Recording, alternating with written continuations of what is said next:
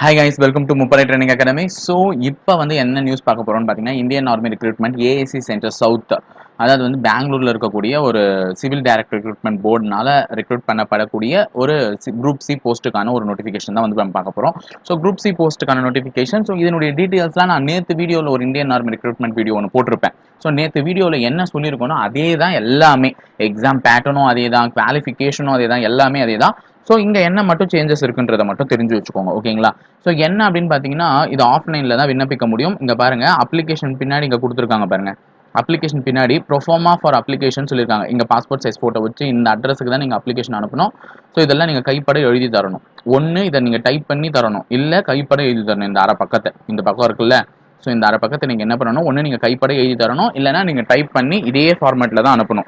அழகாக நீங்கள் எழுதுவீங்கன்னா இதே மாதிரி அழகாக பண்ணி தரணும். இல்லையா நீங்கள் கைப்பட எழுதி தர்றது முடியல, என்னால் அழகாக நான் எழுத மாட்டேன் அப்படின்னு போங்க, இதை அப்படியே டைப் பண்ணி கொடுத்துட்டா போதும், ஓகேங்களா? மற்றபடி எல்லாமே நேற்று சொன்னதே தான். ஸோ எவ்வளோ வேகன்சி இருக்குன்னு பார்த்தீங்கன்னா, டோட்டலாக 100 வேகன்சி இருக்குது. இந்த நோட்டிஃபிகேஷனை பொறுத்தவரை நமக்கு இருக்கக்கூடிய வேகன்சி எத்தனைன்னு பார்த்தீங்கன்னா 100. ஸோ இந்த 100 வேகன்சி எல்லா போஸ்ட்டுக்குமே இருக்குது. ஸோ என்னென்னலாம் சொல்லியிருக்காங்கன்னு பாருங்கள். சிவில் மோட்டார் டிரைவர், கிளீனர், அதே மாதிரி குக்கு, சிவில் கேட்ரிங் இன்ஸ்ட்ரக்டர். ஸோ இந்த மாதிரி எல்லாத்துக்குமே சொல்லியிருக்காங்க. எல்லாத்துக்குமே என்ன முடிச்சிருந்தா போதும்னு பார்த்தீங்கன்னா 10th ஸ்டாண்டர்ட் முடிச்சிருந்தாலே போதும். ஸோ எல்லாமே 10th மட்டும்தான் பேஸ் பண்ணியிருக்கு. ஸோ என்ன ஏஜ்லேருந்து என்ன ஏஜ்குள்ளே அப்ளை பண்ணலான்னு பார்த்தீங்கன்னா, 18 வயசுலேருந்து 23 வயசுக்குள்ளே அப்ளை பண்ணலாம். நீங்கள் வந்து ஓபிசி கேண்டிடேட்டாக இருந்தீங்கன்னா உங்களுக்கு 3 வருஷம் ரிலாக்ஸேஷன் கிடைக்கும். ஸோ 26 வயசு வரையும் அப்ளை பண்ணலாம். நீங்கள் எஸ்சி/எஸ்டி கேண்டிடேட்டாக இருந்தால் 28 வயசு வரையும் அப்ளை பண்ணலாம். ஸோ இது வந்து தெரிஞ்சு வச்சுக்கோங்க. இதே வந்து ஃபிசிக்கலி டிசபிலிட்டி கேண்டிடேட்டாக இருந்தால் உங்களுக்கு 10 வருஷம் ரிலாக்ஸேஷன் கிடைக்கும். அப்போ 33 வயசு வரையும் நீங்கள் அப்ளை பண்ணலாம் தாராளமாக, ஓகேங்களா? அதுக்கப்புறம் பாஸ்போர்ட் சைஸ் ஃபோட்டோ வந்து 1 பாஸ்போர்ட் சைஸ் ஃபோட்டோ எடுத்து வச்சுக்கோங்க.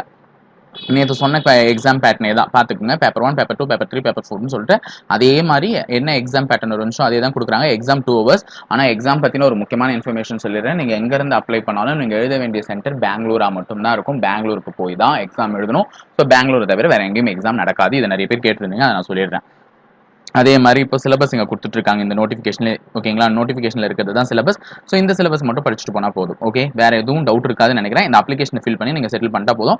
ஸோ நேற்று சொன்னதே தான், ஃபுல் அண்ட் ஃபுல் நேற்று சொன்னதே தான், அது மட்டும் பார்த்துக்கோங்க, ஓகேங்களா? அந்த வீடியோவில் சொன்னதே தான். ஓகே கைஸ், இதை வந்திருக்கு அதே குரூப் சி போஸ்ட் தான். நேற்று சொன்ன என்னன்னோ அது ஆல் ஓவர் இந்தியாவுக்கு அப்ளை பண்ணலாம்னு சொன்னாங்க. இதுவும் ஆல் ஓவர் இந்தியா அப்ளை பண்ணலாம். ஆனால் இது பெங்களூரில் இருக்கக்கூடிய ஒரு ஆஃபீஸ், ஏஎஸ்சி சென்டரில் கேட்டிருக்காங்க.